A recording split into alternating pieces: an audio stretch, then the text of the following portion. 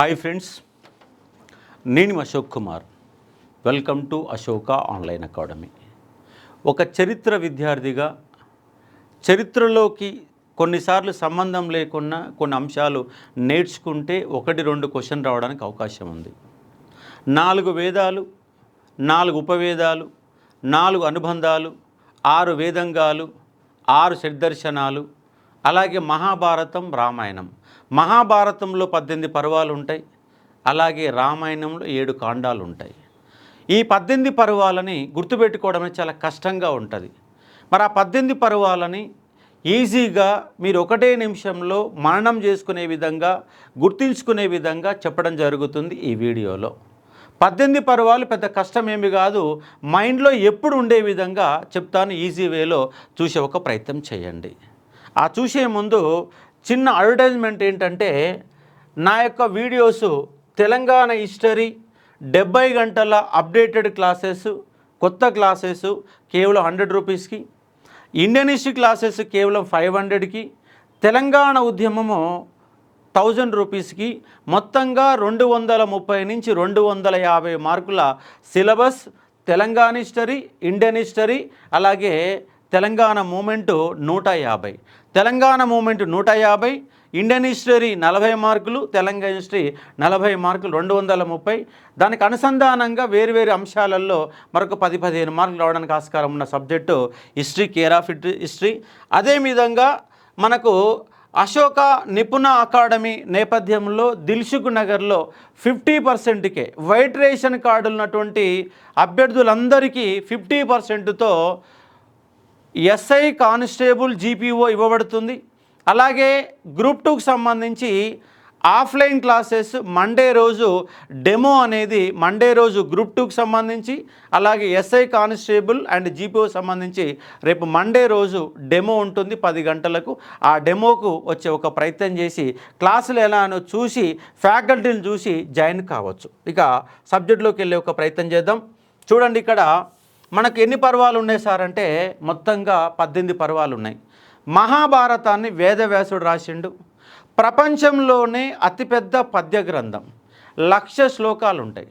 శతసహస్ర లక్ష గ్రంథంగా చెప్పబడింది. 74,000 పద్యాలు ఉంటాయి. 74,000 పద్యాలు, 1,00,000 శ్లోకాలు. ప్రపంచంలోని అతిపెద్ద పద్య గ్రంథం, పంచమ వేదంగా పిలువడిన గ్రంథం ఏంటి సార్ అంటే మహాభారతం.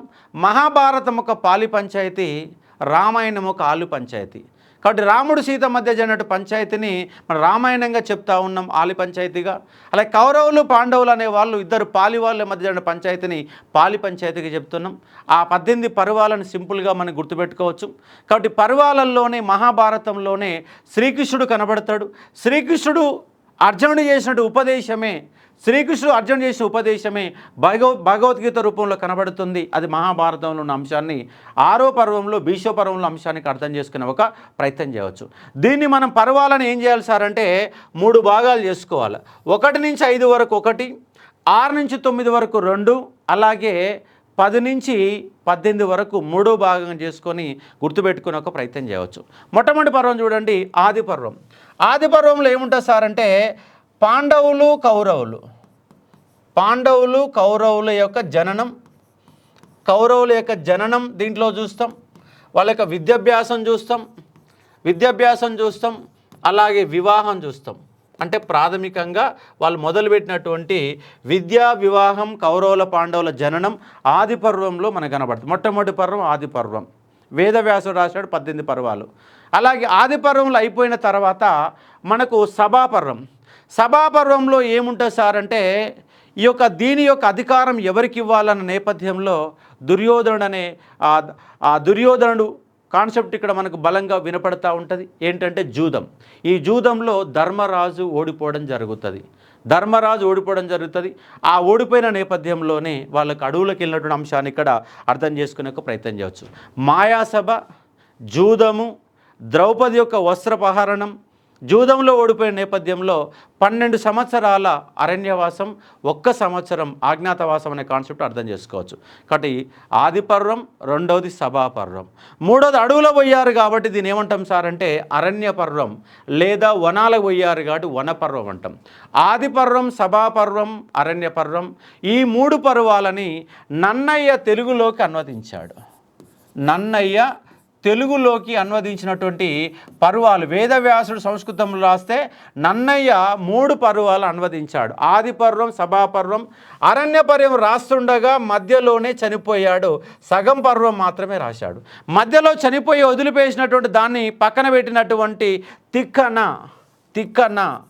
15 పర్వాలు రాసిండు. ఎక్కడి నుంచి సార్ అంటే విరాట పర్వం నుంచి చివరి పర్వమైన స్వర్గారోహణ పర్వం వరకు తిక్కన 15 పర్వాలు అనువదిస్తే మిగిలిన అరణ్య పర్వంలో ఉన్న సగభాగాన్ని ఎవరు అనువదించారు సార్ అంటే ఎర్రాప్రగడ అనువదించాడు. ఎర్రాప్రగడ అనువదించిన అంశంగా అర్థం చేసుకునే ఒక ప్రయత్నం చేయవచ్చు. కాబట్టి ఆది, సభ, అరణ్య పర్వాలని ఎవరు సార్ అంటే నన్నయ్య రాజరాజ నరేంద్రునికి ఆస్థానం తూర్పు చాళుక్యుల రాజ్యంలో ఉన్నాడు. అలాగే తిక్కన తెలుగు చోడ వంశంలో ఉన్నాడు.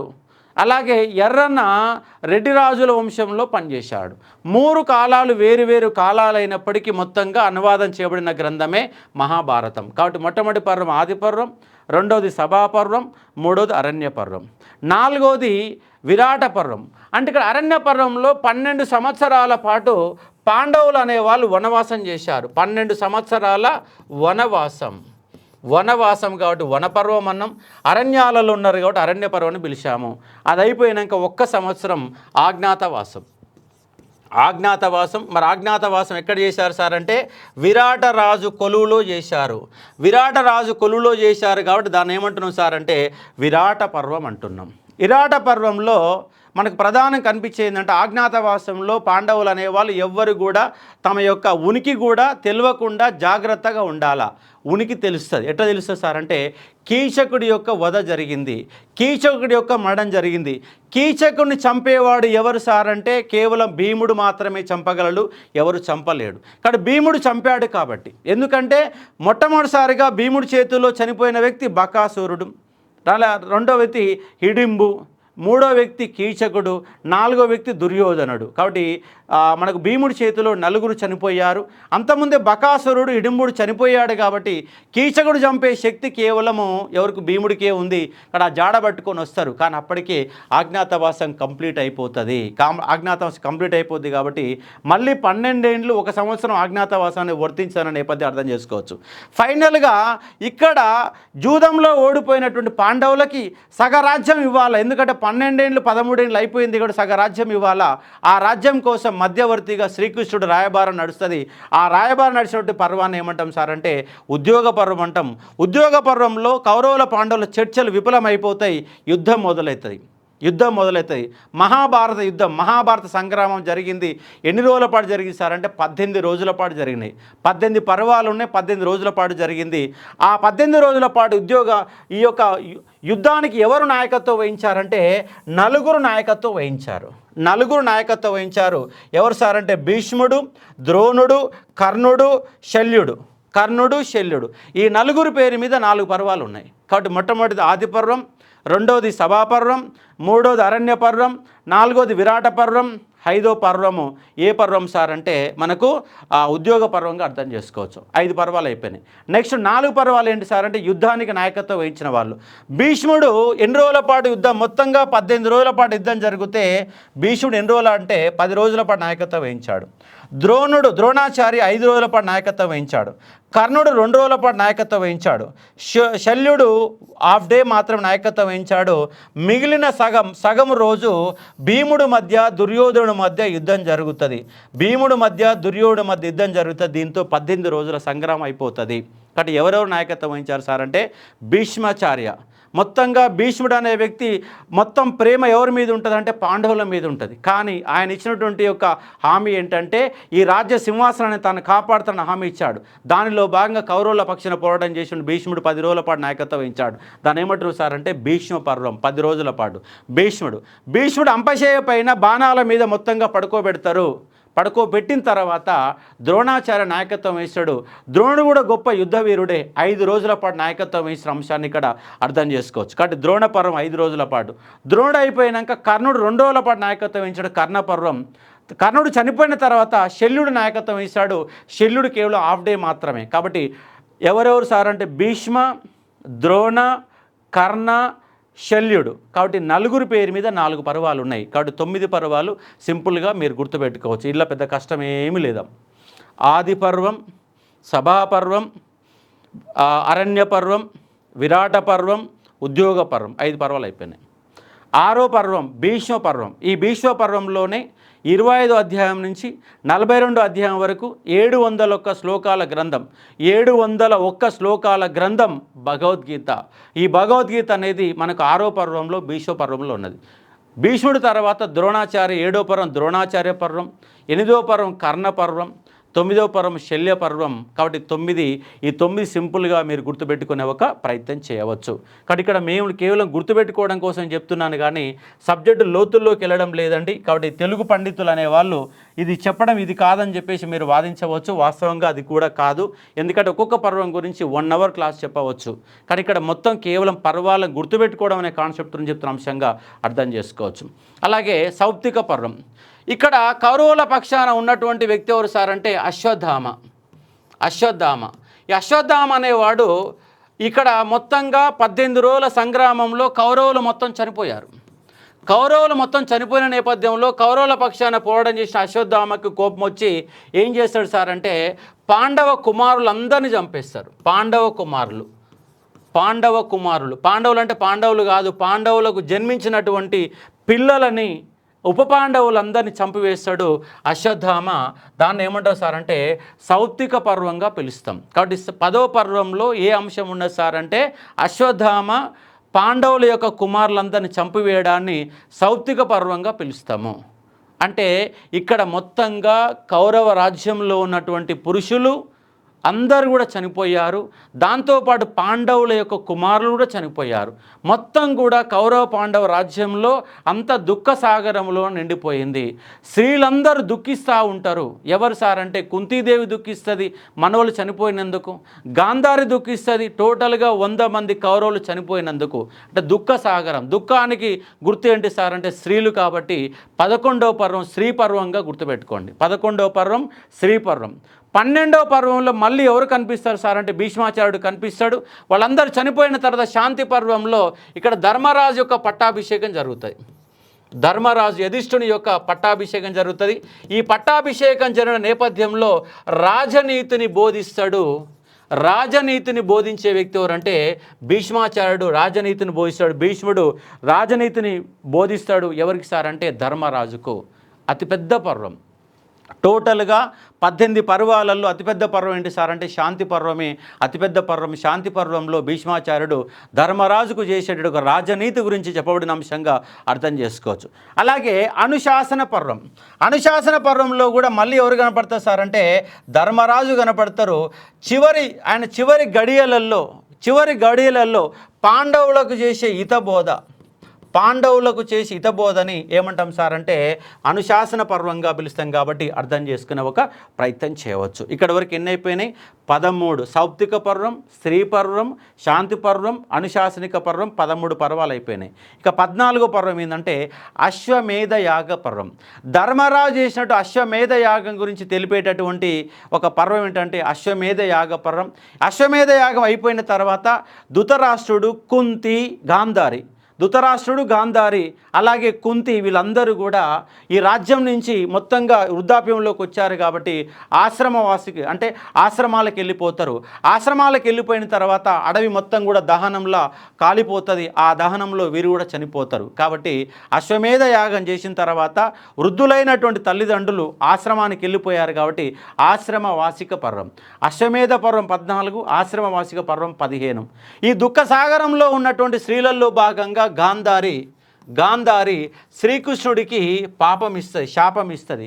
ఏం శాపం ఇస్తామంటే మీ యదువంశం, మీ యాదవ వంశం మొత్తం సర్వనాశనం అయిపోతుంది, మా దుఃఖాన్ని మొత్తం మీరంతా అనుభవిస్తారని చెప్పేసి గాంధారి కృష్ణుడు చెప్పినటువంటి శాప ఫలితంగా యదువంశం మొత్తం కూడా నాశనం అయిపోతుంది. యదువంశంలో ముసలం పుడుతుంది. యదువంశంలో ముసలం పుడుతుంది. కాబట్టి ముసలం అనే పేరుతోని మౌసల పర్వం అనే పేరు గుర్తుపెట్టుకోండి. ముసలం పుట్టి ఏ వంశం సార్ అంటే యదువంశము. యదువంశం మొత్తం కూడా సర్వనాశనం అయిపోయింది. దాన్ని మౌసల పర్వం అంటాం. 16వ పర్వంలో ఏముంటుంది సార్ అంటే శ్రీకృష్ణుడి యొక్క యదువంశం వాళ్ళలో మధ్య అంతరాలు మొత్తంగా తేడాలు వచ్చి యుద్ధం జరిగి ఆ యదువంశం మొత్తం సర్వనాశనం అయిపోతాయి. ఈ నేపథ్యంలో అప్పటికే కుమారులు చనిపోయి కౌరవులు చనిపోయి ఏదో రాజ్యం ఉన్నదంటే ఉన్నట్టుగా నడుస్తూ ఉంటుంది. ఈ నేపథ్యంలో పాండవులు కూడా వాళ్ళు కూడా వృద్ధాప్యంలోకి వస్తారు. నేపథ్యంలో వాళ్ళు స్వర్గం కోసం దారులు వెతుక్కుంటారు. దాన్నే మహాప్రస్థానం అంటాం. చివరిగా ఒక వ్యక్తికి జరిగే దాన్ని ఏమంటాం సార్ అంటే మహాప్రస్థానం అంటాం. మహాప్రస్థానంతో వ్యక్తి యొక్క మొత్తం అన్నీ కూడా కంప్లీట్ అయిపోతున్న అంశాన్ని అర్థం చేసుకోవచ్చు. మహాప్రస్థాన పర్వం 17వ పర్వం. మహాప్రస్థానం అయిపోయినాక అందరూ పాండవులందరికీ స్వర్గరోక ప్రాప్తిరస్ జరుగుతుంది. దాన్ని స్వర్గారోహణ పర్వంగా పిలుస్తాం కాబట్టి అర్థం చేసుకోవచ్చు. చిట్ట చివరి స్వర్గారోహణ పర్వం. దానికంటే ముందుది మహాప్రస్థాన పర్వం. ఇక్కడ చూడండి, 1వది ఆది పర్వం, 2వది సభా పర్వం, 3వది అరణ్య పర్వం లేదా వన పర్వం, 4 విరాట పర్వం, 5 ఉద్యోగ పర్వం. 5 పర్వాలు. మొట్టమొదటిసారిగా కౌరవ పాండవులు అంటే ఉత్త స్థితిలో కనపడే వరకు ఎక్కడి వరకు ఉంటుంది సార్ అంటే ఉద్యోగ పర్వం వరకు ఉంటుంది. 6వ పర్వం నుంచి యుద్ధం మొదలైంది. యుద్ధానికి నాయకత్వం వహించింది భీష్మాచార్యుడు. భీష్మ పర్వం. భీష్ముడు చనిపోయిన తర్వాత ద్రోణ నాయకత్వం వహించాడు. ద్రోణ పర్వం 7వ పర్వం. 8వ పర్వం కర్ణ పర్వం 2 రోజుల పాటు నాయకత్వం వహించాడు. 9వది శల్య పర్వం. శల్యుడు నాయకత్వం వహించాడు. 9 పర్వాలు అయిపోయినాయి. ఇక 10వ పర్వము సౌప్తిక పర్వం. సౌప్తిక పర్వంలో ఎవరు ఉన్నారు సార్ అంటే అశ్వత్థామ ఉన్నాడు. అశ్వత్థామ పాండవుల కుమారులు మొత్తంగా చంపేయడం జరిగింది. ఈ నేపథ్యం స్త్రీలంతా దుఃఖసాగరం ఉన్నారు కాబట్టి స్త్రీ పర్వం 11వ పర్వం. 12వ పర్వంలో మొత్తంగా కౌరవులు చనిపోయిన తర్వాత ధర్మరాజు యొక్క పట్టాభిషేకం జరుగుతుంది. ఆ పట్టాభిషేకం జరిగిన నేపథ్యంలో మనకు భీష్ముడు వాళ్ళకు రాజనీతిని బోధిస్తాడు. శాంతి పర్వం అతిపెద్ద పర్వం శాంతి పర్వం 12వ పర్వం. 13వ పర్వం అనుశాసనిక పర్వం. దీంట్లో కూడా చివరి గడియల్లో భీష్ముడు పాండవులకు చేసిన హితబోధని మన అనుశాసనిక పర్వం అంటాం. 14 అశ్వమేధ పర్వం. అశ్వమేధ పర్వం జరిగిన తర్వాత ఈ యొక్క వృద్ధాప్యంలో ఉన్నటువంటి ధృతరాష్ట్రుడు గాంధారి కుంతి కూడా ఆశ్రమాలకు వెళ్ళిపోతారు కాబట్టి ఆశ్రమ వాసిక పర్వం. తర్వాత యదువంశం మొత్తం సర్వనాశనం. కృష్ణుడి యొక్క వంశము యదువంశం. ఆ యదువంశాన్ని ముసలం ముట్టింది కాబట్టి మౌసల పర్వం అంటాం. 16వ పర్వం. 17వ పర్వం మహాప్రస్థాన పర్వం. 18వది స్వర్గారోహణ పర్వంగా గుర్తుపెట్టుకునే ఒక ప్రయత్నం చేయవచ్చు. ఉన్నటువంటి పర్వాలలో మీరు సింపుల్గా మీకు డిస్టర్బెన్స్ అయ్యేటటువంటి గుర్తుండనటువంటి పర్వాలు ఏ పర్వాలు ఉన్నాయి సార్ అంటే ఒకటి సౌప్తిక పర్వం ఉన్నది, అలాగే అనుశాసనిక పర్వం ఉన్నది, మౌసల పర్వం ఉన్నది. ఈ 3 పర్వాలు గుర్తుపెట్టుకుంటే మిగతా అన్నీ కూడా గుర్తు ఉంటాయి. చూడండి, 10 సౌప్తిక పర్వం, 11 శ్రీ పర్వం, 12 శాంతి పర్వం. 11 శ్రీ పర్వం, 12 శాంతి పర్వం, 10వది ఏంటి సౌప్తిక పర్వం. సౌప్తిక పర్వంగా గుర్తుపెట్టుకునే ఒక ప్రయత్నం చేయటం సౌప్తిక పర్వంగా పిలుస్తాం. అలాగే 13 అనుశాసనిక పర్వం. 14వది ఏంటిది ఇక్కడ మొత్తంగా అశ్వమేధ యాగం చేయడాన్ని అశ్వమేధ పర్వం అంటాం. 15వ పర్వం ఆశ్రమాలు పోయాడు కాబట్టి ఆశ్రమ వాసిక పర్వం. 16 మౌసల పర్వం. యదువంశం మొత్తం నాశనమైనటువంటి ముసలం పుట్టినటువంటి 16 మౌసల పర్వం. 17 మహాప్రస్థాన పర్వం. 18 స్వర్గారోహణ పర్వం. కాబట్టి ఇట్లా మొత్తంగా డివైడ్ చేసుకొని చూసే ఒక ప్రయత్నం చేయండి. ముందుగాల 1 నుంచి 5 వరకు, 2వది 6 నుంచి 9 వరకు, అలాగే 10 నుంచి 13 వరకు గుర్తుపెట్టుకోండి.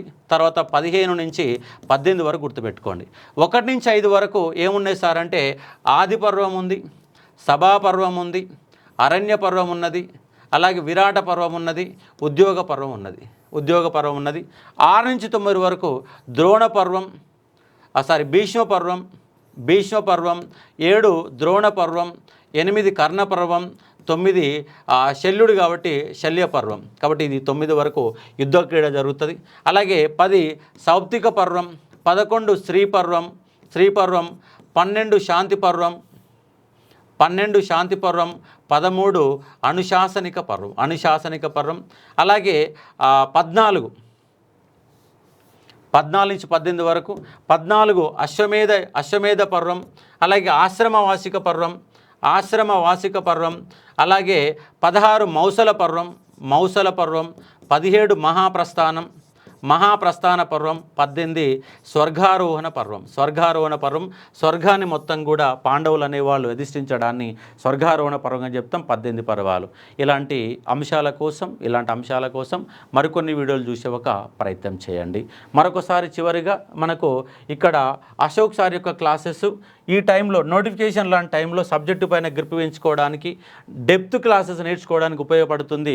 తెలంగాణిస్ట్ కేవలం 100 రూపాయలే. అప్డేటెడ్ క్లాసెస్ 70 గంటలు ఉంటాయి. అలాగే ఇండియనిస్ట్ ఒక 80 గంటల క్లాసు 500 రూపీస్. అలాగే 100 గంటల పైన క్లాసు తెలంగాణ ఉద్యమ చరిత్ర టోటల్ అప్డేటెడ్ క్లాస్ ఉంటే క్లాసు వినే ఒక ప్రయత్నం చేయండి. అలాగే మండే అశోక మరియు నిపుణ్ అకాడమీ ఆధ్వర్యంలో GPO and SI constable and group 2 Monday 10 గంటలకి మనకు గ్రాండ్ డెమో ఉంటుంది. ఆ డెమోకి అటెండ్ అయ్యే ఒక ప్రయత్నం చేయవచ్చు. Thank you.